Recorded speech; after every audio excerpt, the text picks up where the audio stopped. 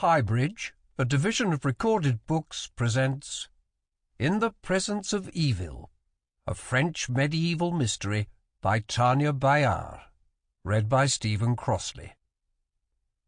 The devil is a philosopher. He understands a man's nature, condition, and inclination, and he knows what vice he is most disposed to, either by temperament or by habit, and that is where he makes his most powerful attack. From a book of moral and practical advice for a young wife. Paris, 1393. Prologue. As the king led his army forth to subdue the Duke of Brittany, he was overpowered by a grievous illness. The monk of Saint-Denis, Chronique du religieux de Saint-Denis contenant la règne de Charles VI, 1380 to 1422. 5th of August, 1392. When the king rode out with his troops on that hot summer day, he was a robust, good-natured man of 24, sound of body and mind. In an instant he was changed. As he led his army across a dry, dusty plain, his page, drowsy in the heat, dropped a lance. It fell against the helmet of another page, and the sharp clang of steel striking steel filled the king with terror. He spurred his horse to a charge, and raced at full speed toward those around him. Knights, squires, and men-at-arms scattered in all directions as he wheeled left and right, lashing out with his sword, and shouting that his enemies were attacking him. For over an hour the frenzy continued. His troops tried to seize him, but they were forced to flee as he bore down on them. When he finally slumped in his saddle, exhausted and drenched with sweat, 4 of his men lay dead. One of his chamberlains lifted him from his horse, lowered him to the ground, and tried to revive him. But the king lay without speaking or moving, his eyes rolling wildly.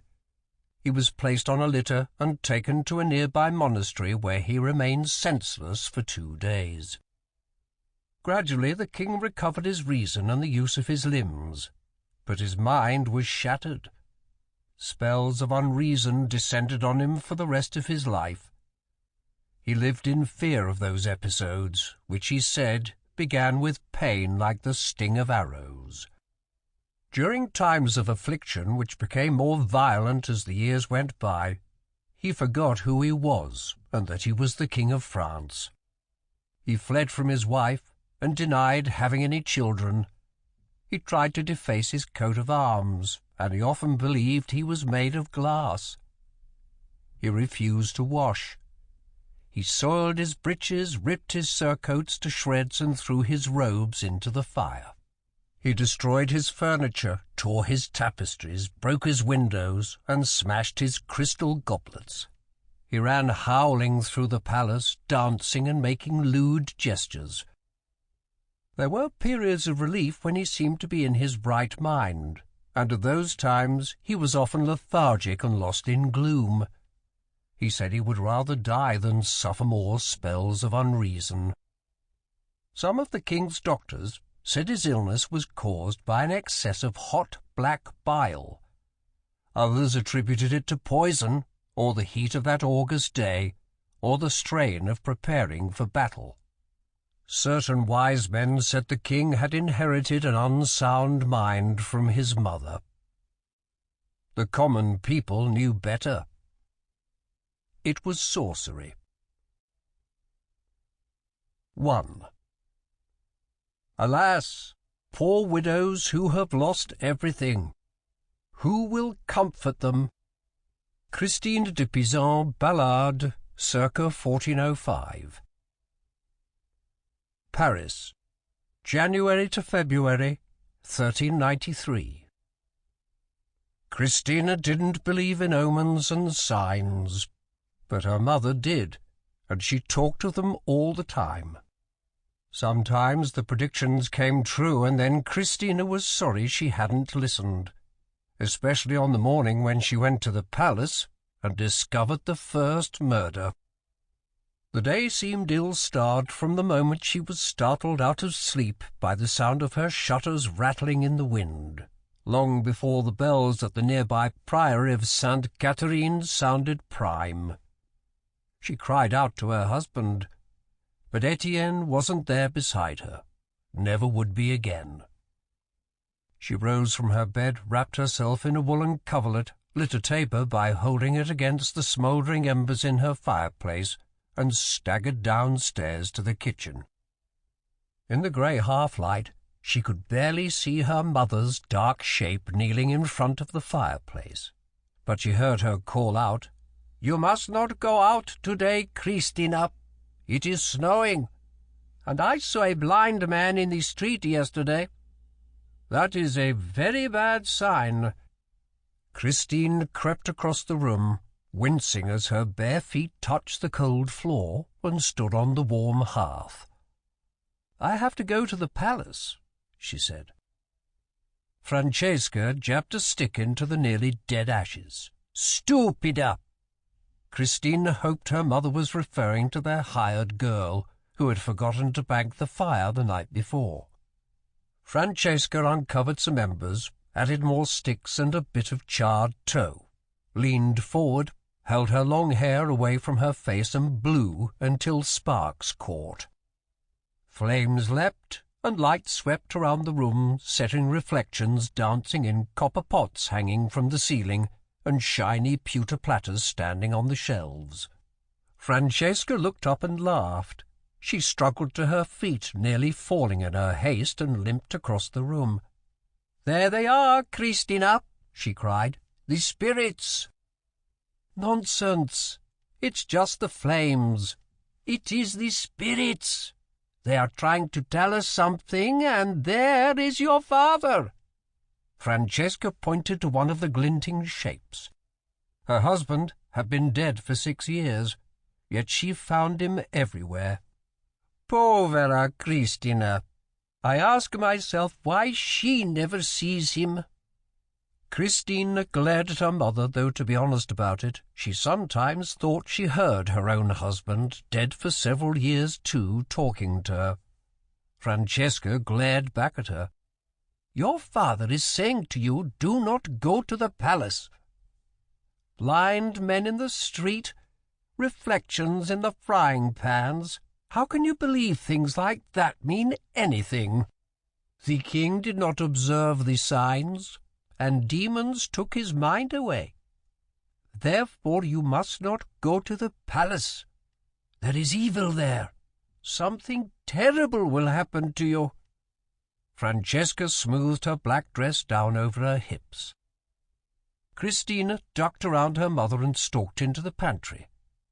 There the sweet scent of dried apples and pears soothed her, until she realized that the yellow slices of fruit hanging from the ceiling in long chains reminded her of her father's wrinkled face as he lay on his deathbed.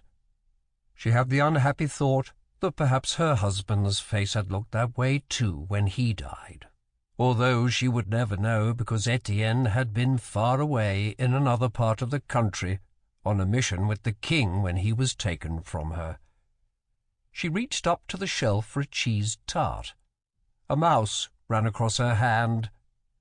"The devil take Georgette," she muttered.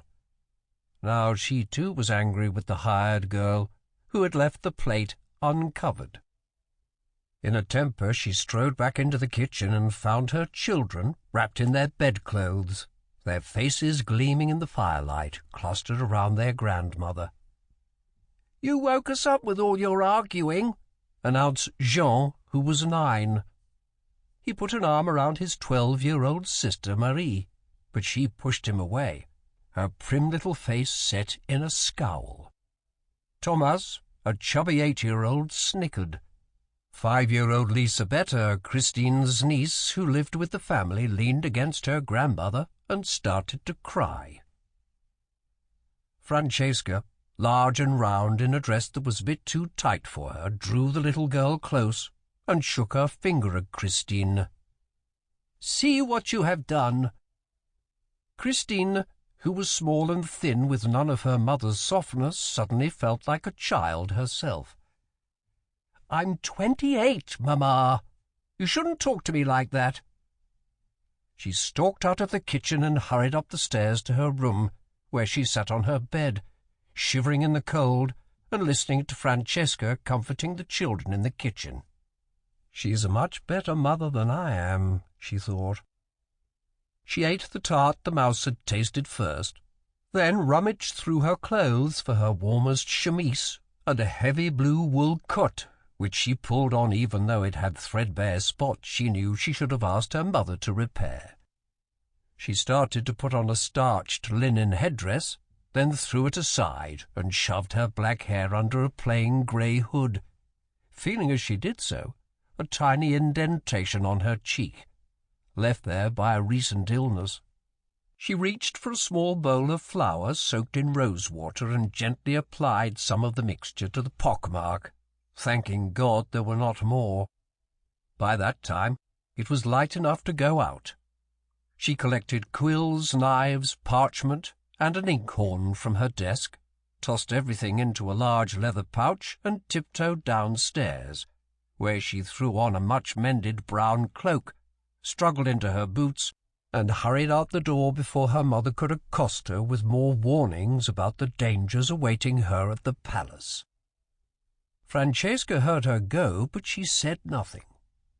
She waited until the older children left for school, thrust Lisabetta into the arms of the hired girl, who had arrived late as usual, and limped up to Christine's room.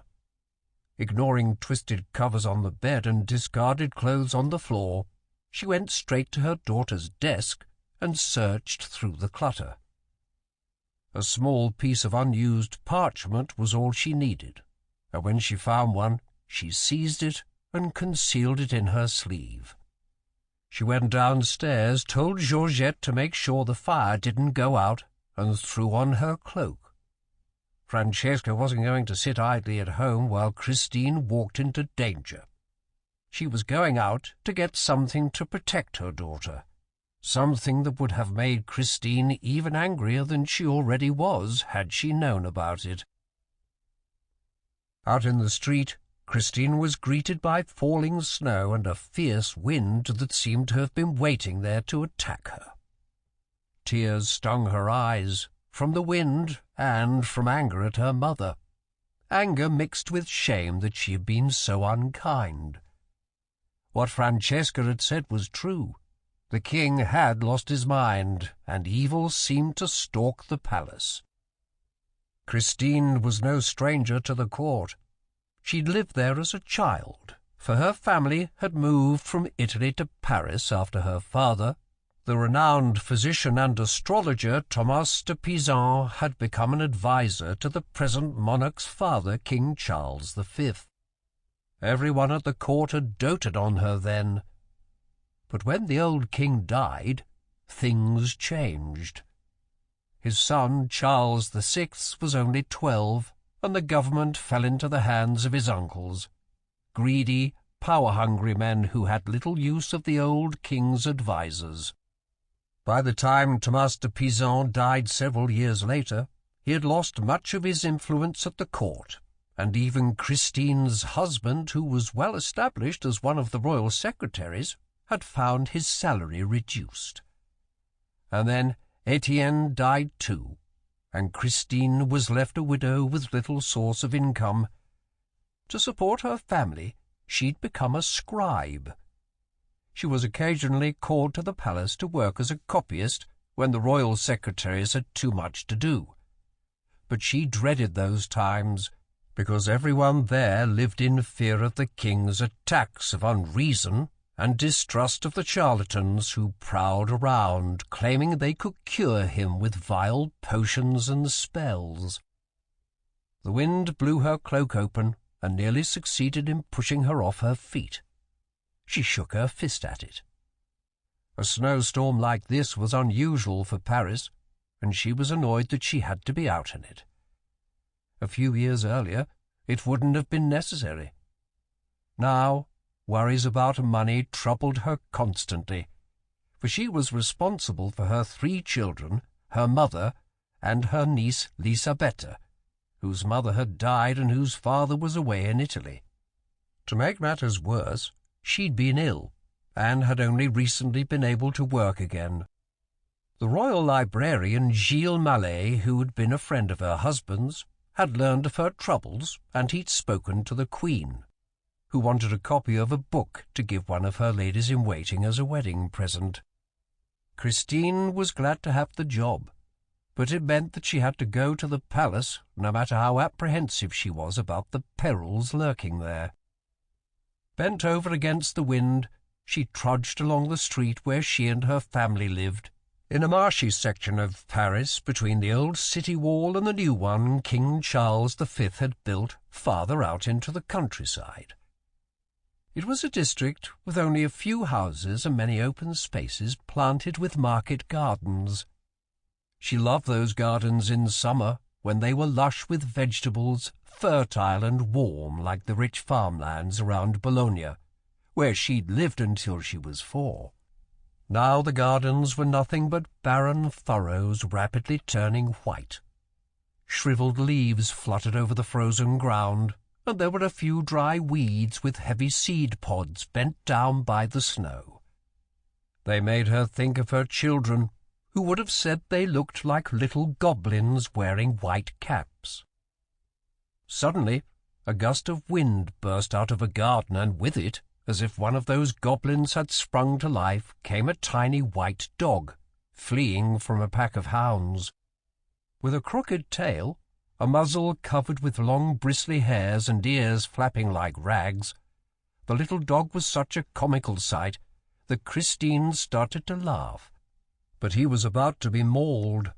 She leaned down, scooped him up and stuffed him under her cloak, all the while shouting abuse at his tormentors.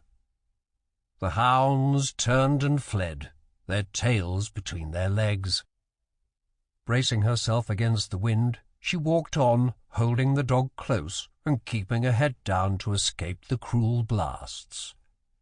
She passed the enormous hotel built by the King of Sicily, its innumerable gables and turrets hidden behind a veil of swirling snowflakes, and turned down the Rue Saint-Antoine, the broad paved street that led to the king's palace.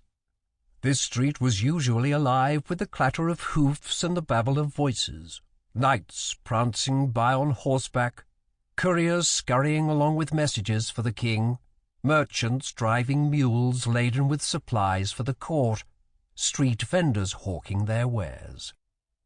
On this day, however, as she stumbled along through the wind and snow, her sense of foreboding increasing with every step, the street was deserted and silent. She looked in vain for the gawky man who cried the virtues of his crispy meat pasties, and the snaggle-toothed crone who always managed to thrust one of her fragrant honey cakes right under her nose, so she couldn't resist buying it. Bells chiming tierce at the priory of Sainte Catherine reassured her, until the wind stole their intonations and smothered them with its own dismal song. The air tasted like metal. She felt comforted when the little dog reached a soft paw out from under her cloak and touched her cheek. But when she came to the cemetery next to the church of Saint Paul, the dog began to twist and turn in her arms. Wild dogs roamed the gloomy burial ground, and she sensed that he felt their presence. Then she remembered her mother's beliefs about the loup-garou, a werewolf said to prowl around the city feasting on the flesh of children and drinking the blood of dead men. What nonsense, she thought. She clutched the dog tighter and started to run. Suddenly a girl in a red cloak dashed past her, swinging a large brown sack over her head and taunting someone who came rushing out of the cemetery. When Christine tried to step aside, she collided with a man in a hooded black cloak and fell to the ground. The girl with the sack started to run in the other direction, but the man was too fast for her. He grabbed her around the neck and wrenched the sack from her hands. Then the white dog jumped out of Christine's arms and ran toward the pair, snarling and barking. The man let out a terrified scream, dropped the sack, and fled. Before he disappeared from sight, Christine, watching stupefied from the ground, noticed his feet. He wasn't wearing shoes. The girl in the red cloak looked at the dog and laughed. "A man like that afraid of a runty little thing like you?" she said. She picked up the sack and hurried off. Christine knew she was a prostitute named Agnes who worked at a brothel on a nearby street. She struggled to her feet and called after her. But the girl was gone. Christine looked down and saw that her cloak was caked with mud. She would have to go home and clean it before she went to the Queen. She hoped this was the end of the trouble her mother's signs had warned about, but she had the uneasy feeling it wasn't. 2. Everywhere there are more brothels than any other kind of house. From a 13th-century poem. The brothel where Agnes worked was in an old cottage on a little street known as the Rue Tiron. Seen from the outside, the building looked neglected, for its roof tiles mouldered under grey-green moss, and its half-timbered walls dripped with rot. On the inside, however, it was well tended, and even on snowy winter days it was warm and comfortable. Rushes blocked the cold air seeping up through cracked wooden floorboards, oiled parchment over the windows shut out the wind, and a fire blazed in a large fireplace. Private spaces, partitioned off by cracked leather curtains, offered stained but serviceable straw-filled mattresses and hot-bodied women to go with them. Used only during the daylight hours, the brothel was a popular stopping-place. On the morning of the day of Christine's encounter with the hooded man with bare feet, a prostitute named Marion arrived late at the cottage. She was a tall girl with bright red hair bound in strings of glittering gold beads, and she wore a fur-lined purple cloak and a green and yellow dress decorated with hand-made embroidery. Marion cared little for laws forbidding prostitutes to wear such colourful clothes. As she strode through the falling snow, she glowed like a tropical bird. Pushing aside the snow-covered canes of brambles sweeping over the path to the door of the cottage, Marion sang a ditty about a nun and a priest, and was just getting to the bawdy part when a man in a hooded black cloak came from behind, pushed her down, and rushed into the brothel. "Son of a whore!" she cried as she picked herself up. She ran in after him, and watched in amazement as he raced around, overturning everything in sight. Benches teetered on their sides, a trestled table lay on its back like a beast with its legs in the air, and drinking cups and wine jugs flew by her head. Startled prostitutes and their clients emerged from the curtained rooms and shrank back as the man dashed past them into the private spaces and ripped apart the mattresses. Finding nothing in any of those, he darted back into the communal room and hurled himself up a ladder to the loft. There he found what he was looking for. Clutching a large brown sack to his chest, he jumped down to the floor below and stood for a moment, glaring at the prostitutes and their clients with red-rimmed eyes half hidden in the shadow of his cowl. Marion, the only one who was fully dressed, lunged at him, but he shoved her away, dropping the sack as he did so. A large book tumbled out. He grabbed it and thrust it back into the sack, but not before she had seen the book's leather cover, which was inscribed with strange symbols. The man stared at her and said, "Tell your friend Agnes she's as good as dead if I ever see her again." Then he ran out the door. Marion was too stunned to cry out, but before the door swung shut, she noticed that the man's feet were bare. 3. Many women have the courage, strength, and daring to take on and complete successfully the same noble tasks undertaken by conquerors and celebrated men of war. Christine de Pizan Le Livre de la Cité des Dames, 1404 to 1405. Christine returned home, her throat tight with apprehension about what her mother would say when she saw her dirty cloak. But to her surprise, her mother wasn't there, and the hired girl had no idea where she'd gone. Now Christine was no longer angry with her mother, she was worried. Francesca never went out in winter weather. Many years earlier, on her way from Italy to her new home in France, she'd hurt her leg falling from a horse in an alpine pass, and ever since she had been terrified of snow. In spite of her worries, Christine couldn't wait around until her mother came home, so she cleaned the mud off her cloak and set out for the palace again. It was still snowing, and the streets were slippery, but she walked quickly, until something brushed against her leg and she nearly fell once more. She'd forgotten all about the little white dog. He stood on his hind legs and whined. "You scared that horrid man. I suppose you could do it again," she said as she picked him up and continued on her way. But when she drew near the palace, she nearly turned around and headed back home again, for in front of her was the barefoot man in the black cloak.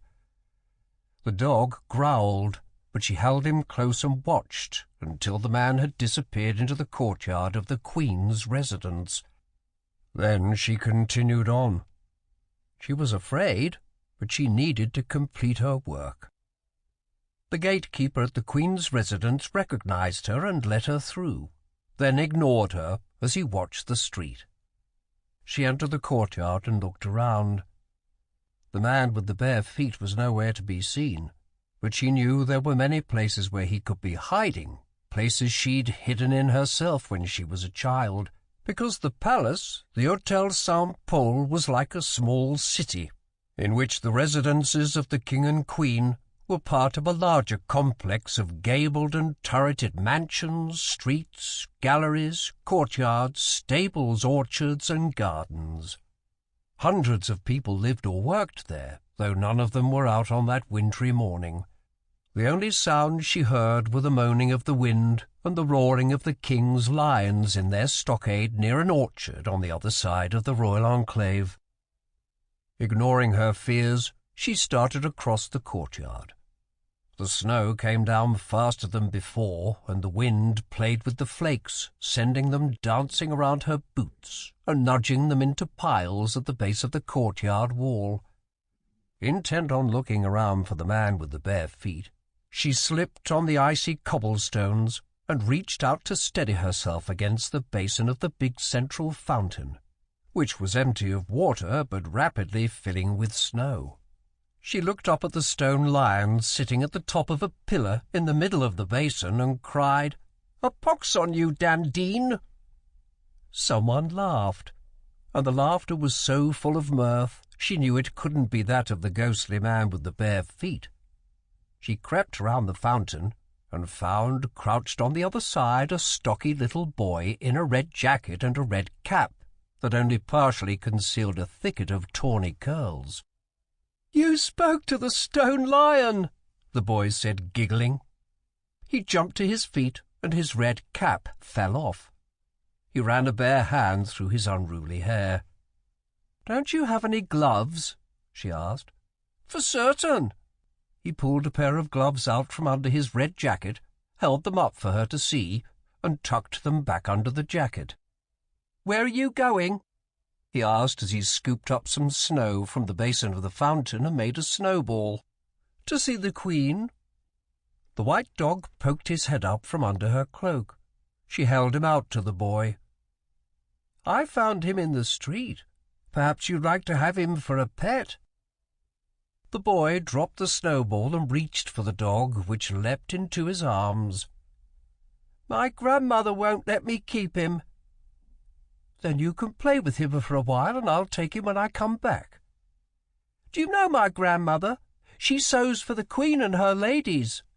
She nodded, for she knew that his grandmother, whose name was Blanche, was one of the many seamstresses who served Queen Isabeau and her ladies-in-waiting.